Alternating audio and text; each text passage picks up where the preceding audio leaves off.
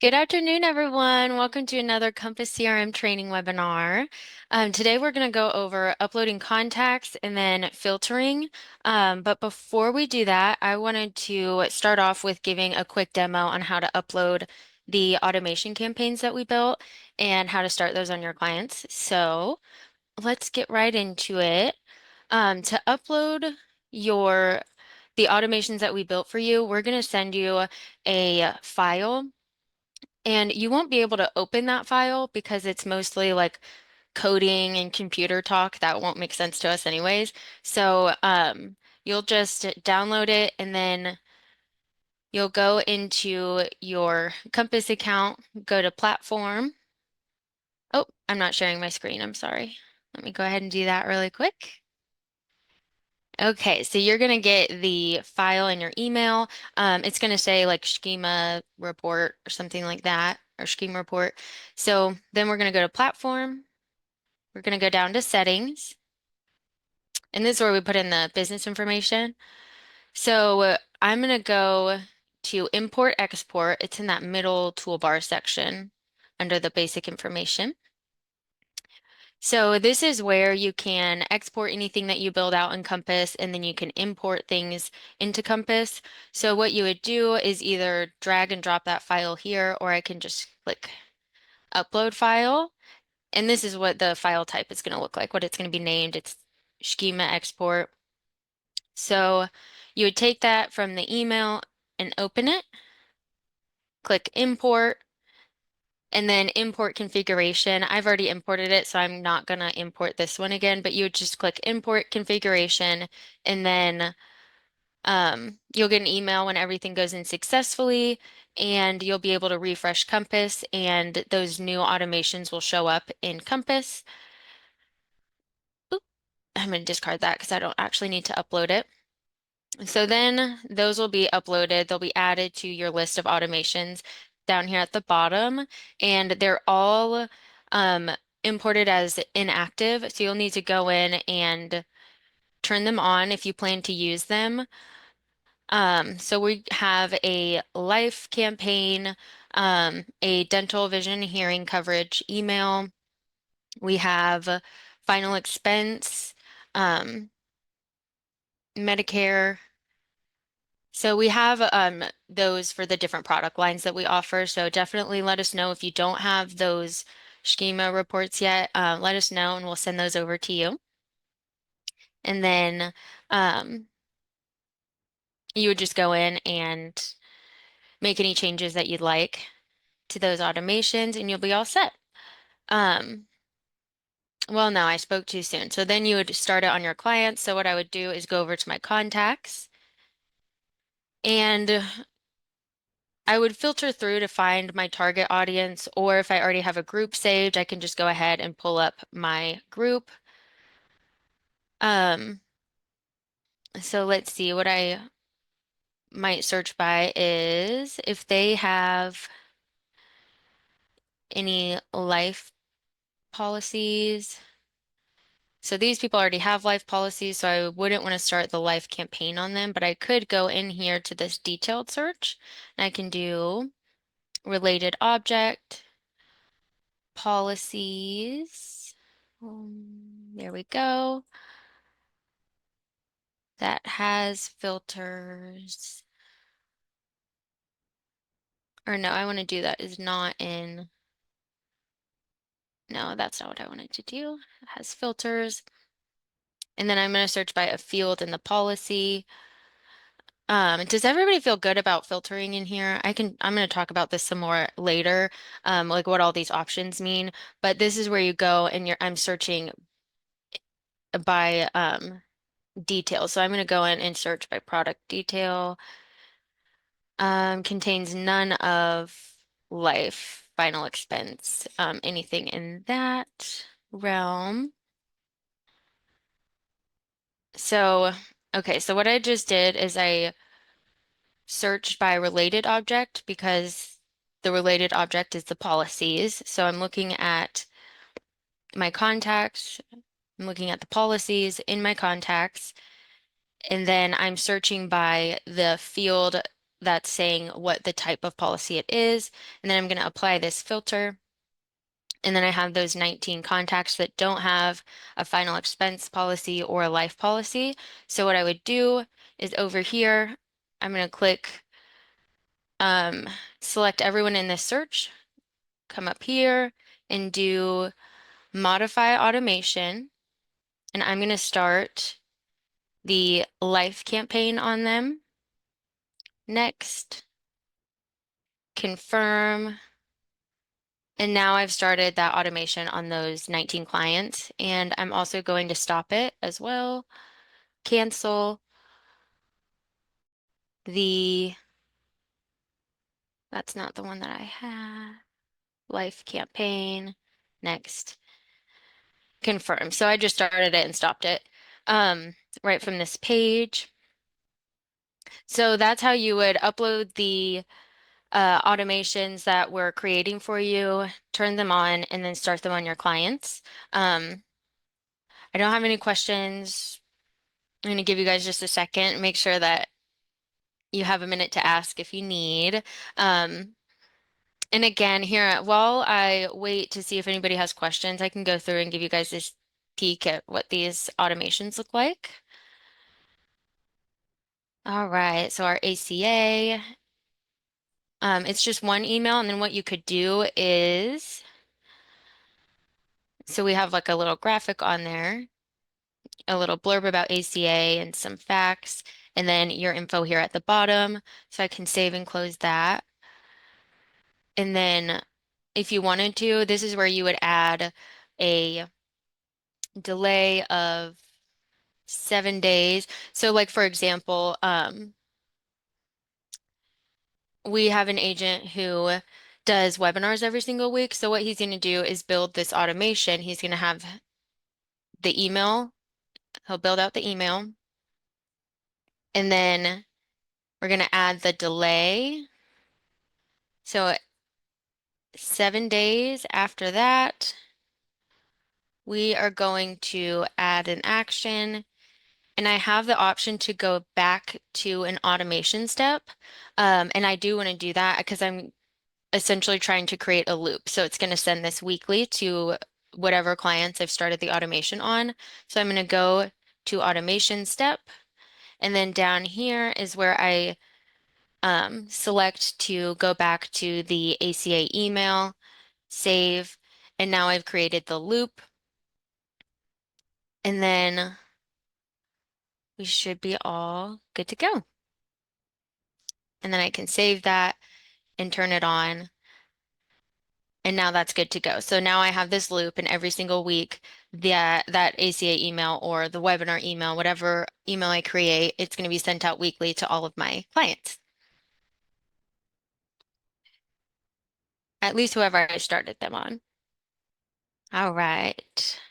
And I didn't get any questions, so I'm going to review uploading our contacts one more time, and then I'm going to move on to filtering. I'm going to talk about that a little bit more and go into detail about what those options mean, because it can be tricky the first time you look at it.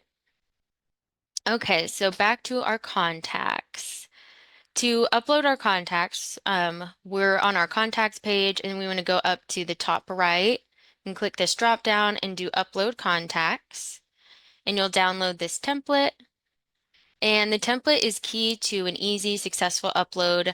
That way you don't have to worry about matching up the fields in Compass. So a field is the little cell on the client record that holds the first name, and then another one holds the last name, another one holds the email. You don't have to manually match those up if you use the template. And then again, you don't have to worry about formatting or anything. So we highly recommend using the template, which looks like this. And then I'm going to get my example clients pulled up here.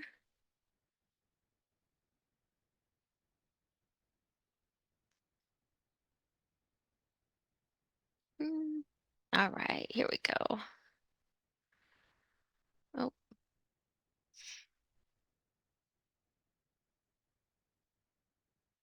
Okay, so if this is my list of clients, I'm going to put it right next to the template.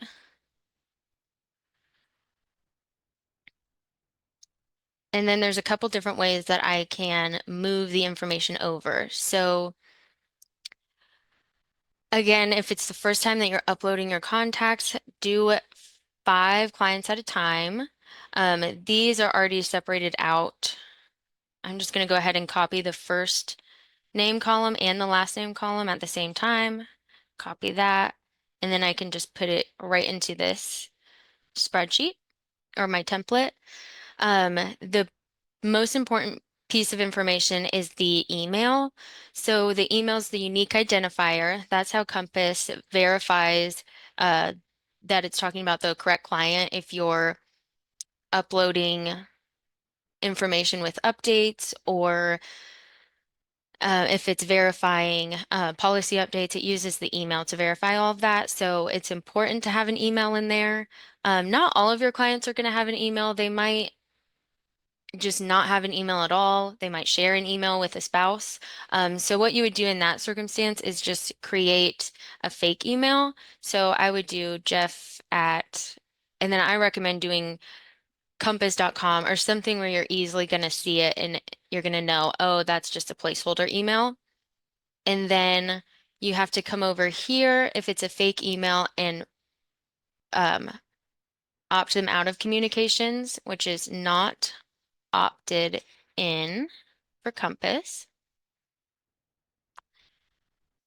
And then that's how you would get around not having a client email.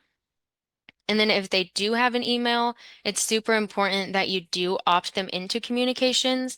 If you upload them into Compass without opting them into or out of communications, it'll automatically opt them out of communications and it won't send them any emails because that's the safest option, then rather than sending them an email that they didn't approve. So what you could do if you aren't worried so much about that, I would just opt everybody in, and then your clients do have the option to unsubscribe. There's a little button at the bottom of your emails. So if they want to unsubscribe, they can do it on their own easily. So if it's easiest for you, feel free to go ahead and just opt everyone in, and then they can opt themselves out later. But again, for the emails that are just placeholders, go ahead and opt them out so that we don't confuse Compass and all that good stuff. Awesome. And then I'm just going to keep going down the list here and copy over the information column by column. Again, the other way to do this is to match up the records in Compass, but you would have to change the formatting of your existing spreadsheet, and it's a lot more involved. It's a lot more cumbersome. So this is definitely the easiest option. And I'm just going to opt everyone out of communications. So those are the two biggest things when uploading your contacts is having the email in there and then opting them into or out of communications. And then you have the option to upload some policy information with your contacts, and you definitely don't want to do that. So once your clients get uploaded into Compass, then your policies will um, match up with the record and they'll automatically be uploaded into your Compass account.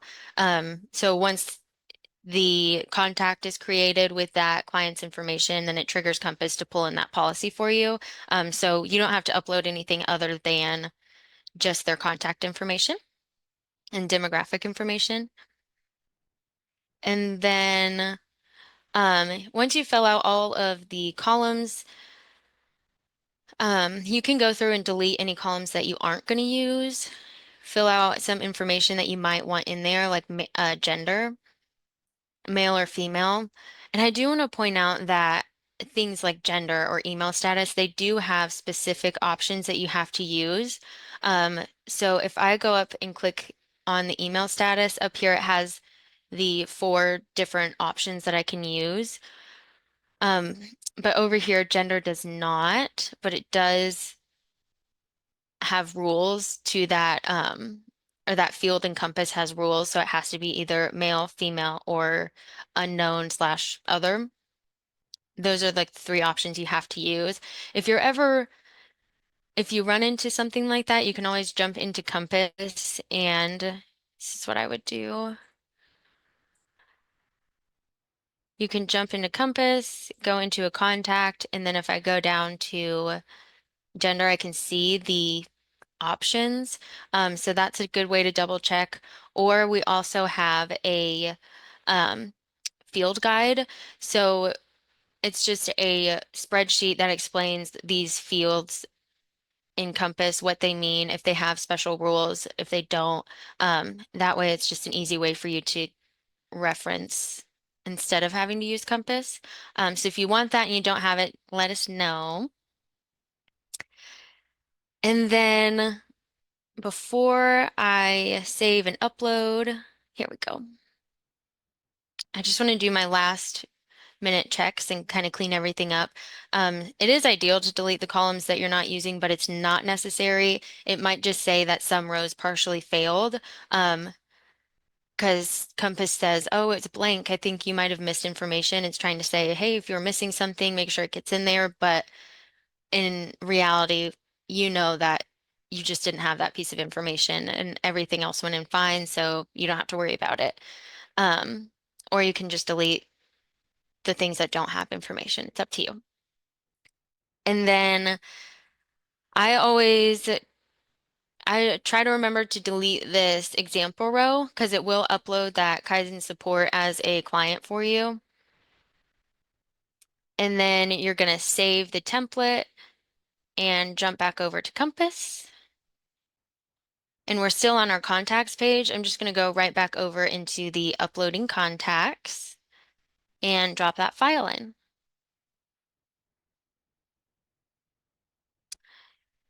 And then this is where you match those records, like I was talking about earlier. And then one other thing that has come up a little bit more recently, if you haven't heard about this yet, and you might use it, might be good, it might just be good to know. So on the left here, it is all of the fields in Compass. And then this middle column is what it's called on your spreadsheet. And then all the way to the right here is how to handle duplicate information. So say you have a contract that's not with Gordon Marketing because you have to go directly to the carrier for them. So you might be uploading duplicate information. So what I would do is over here is where I have the options to only update things if they're blank, skip blanks, or override with the new information. So that's how you can decide what happens if you're uploading information with updates. So those are helpful as well. And then I'm going to scroll all the way down to the bottom. Since we used our template, we don't actually have to match up the records. That was just an FYI. And down here, I'm going to double, triple check, make sure everything's going in where I want it to. And if it looks good, I'll go ahead and click upload. And I'll go ahead and do that for you guys.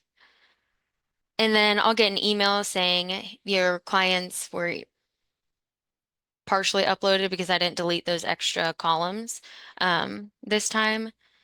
And then when you refresh, those will funnel in for you. So those funneled in, and I'm sure I have that email in my inbox here. So awesome. So that's uploading your contacts. If you have any questions, feel free to throw them in the chat. I'd be happy to help answer those. All righty. Okay, I think we're good there. Next, I want to talk about filtering. So these quick filters, I gravitate towards them the most because they're the easiest to use and they're just right here.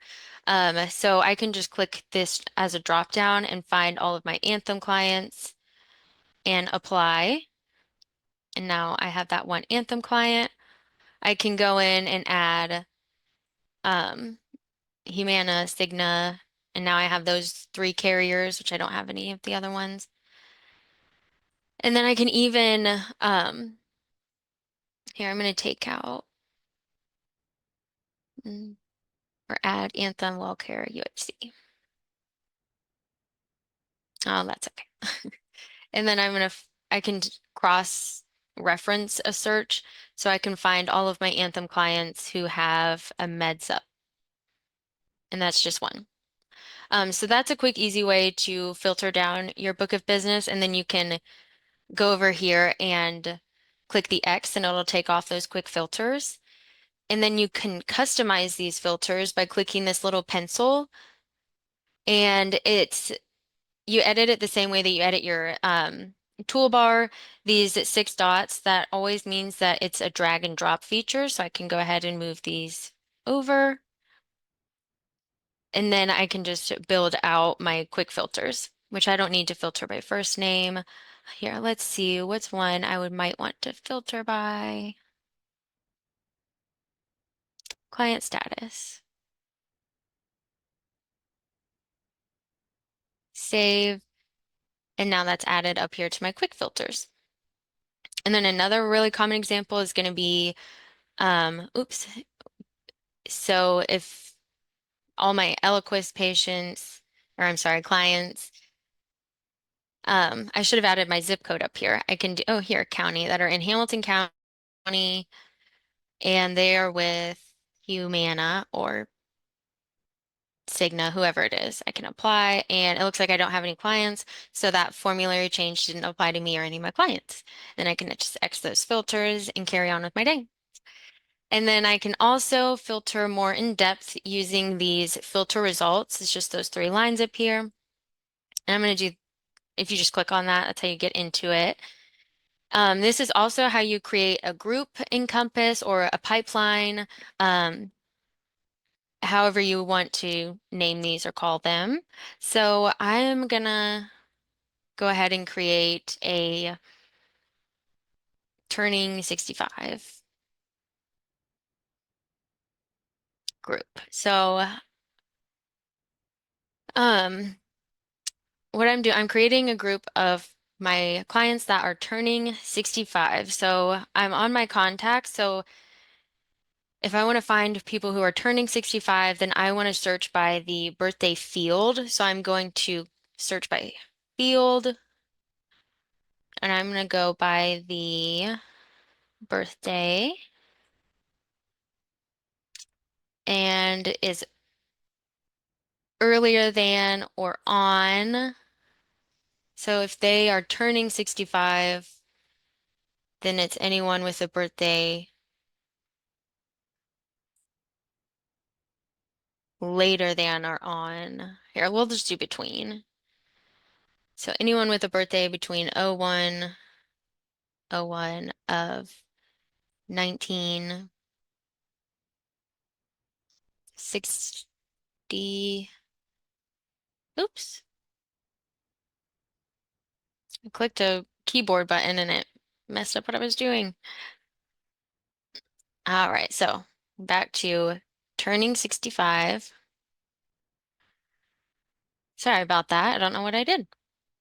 And again, we're searching by the birthday. So I'm going to go by field, because again, a field is just a little box that holds the piece of information on the record. Then I'm going to go down to birthday. And I'm going to go, their birthday is between 01 of 1960, because so they're turning 65 this year. Oh,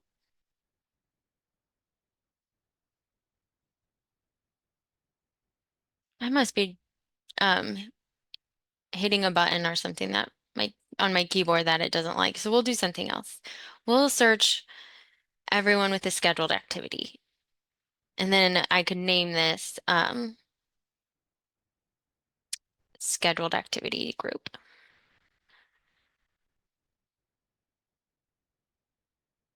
And then I would create new group. This is where I can decide if I want to share it with any team members. If you have an agency, you can share it with any one of your team members and or allow them to edit it or just view it or make changes and all that good stuff. So I'm just going to go ahead and save that group. And now I have that group here in Compass to refer from. And these groups are dynamic. So I'm going to go ahead and clear all filters because I've already saved that group. I'm going to go in and schedule an activity. Oh, schedule activity. I'm going to schedule a general follow-up for tomorrow. Schedule. Okay, so now if I go back and I go back to my schedule activity group, then it pulls in Amanda because I just went and scheduled an activity for her. So the filters are working on the most current information at all times. It's not stuck to the group that you filter it down to. Um, I hope that makes sense. If it's confusing, definitely let me know. But um, those filters are definitely dynamic. So if you don't want it to be, if you want to make a non-dynamic group, definitely let me know and then we can look into that together. But that's pretty much what I have today. And then again, the checkboxes on the side, that's where you would do all in this search, perform an action, and I can um, either send an email. Once I hook up my Twilio, I could send a text. I could add a tag. So for those of you who are going through and tagging your books of business, I could filter through and find my Anthem clients and change tag. I want to add the Anthem tag. And then if I wanted to remove any tags, I could do that in bulk as well. Next, confirm. And now I can go ahead and refresh. And it went ahead and tagged her. So if you're doing tags or if you're doing something on those in bulk, you can definitely use this filtering and checkbox option to do a lot. Export to CV, that's if you want to export your clients and all their information.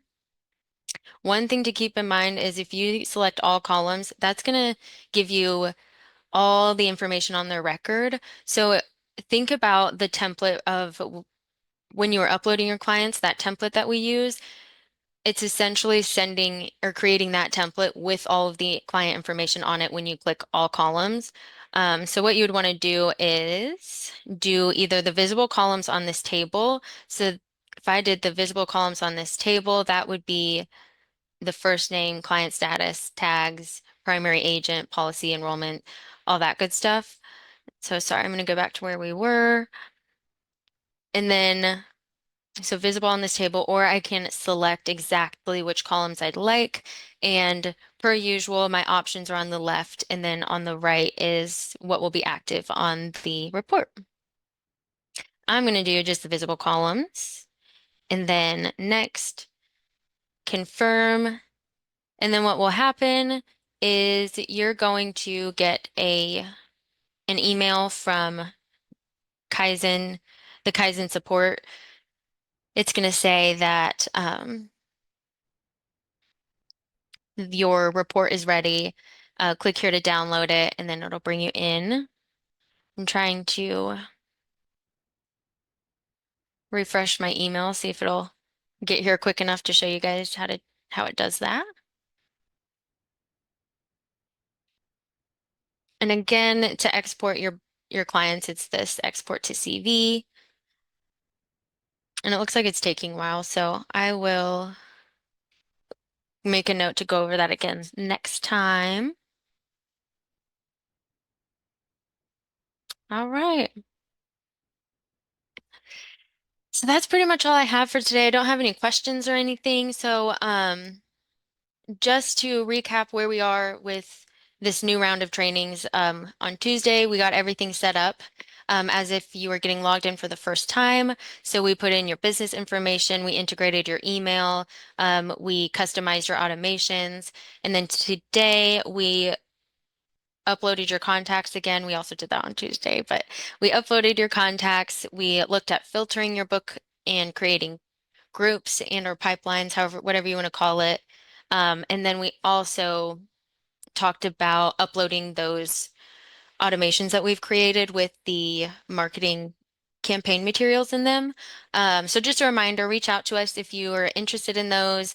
I also have a video. I know we just went over it in the webinar, but I have a video I can send you when you're actually uploading those to help you do that. So definitely let us know and we'll get those sent off. I hope you all have a great day. I will see you in the next one next Tuesday at 12 o'clock. And then these are all posted to YouTube as well. So if you need to review anything, you can find it there. Thanks so much. Bye bye.